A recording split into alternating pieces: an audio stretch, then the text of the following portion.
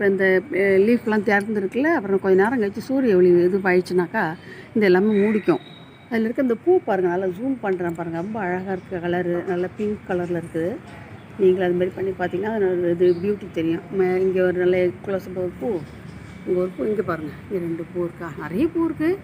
எனக்கு தெரிஞ்ச வரைக்கும் கிட்டத்தில் நான் காட்டுற பூ இந்த பூ காட்டுறேன் பாருங்கள், எவ்வளோ அழகாக இருக்குன்ட்டு.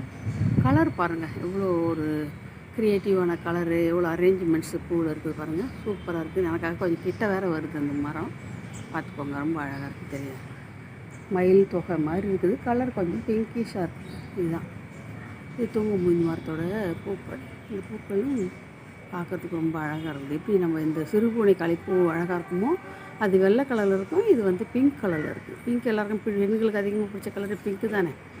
அதை பாருங்கள், நல்லா இருக்கா? ஓகே, பாருங்கள், பாய். லைக் பண்ணுங்கள், ஷேர் பண்ணுங்கள், சப்ஸ்கிரைப் பண்ணுங்கள்.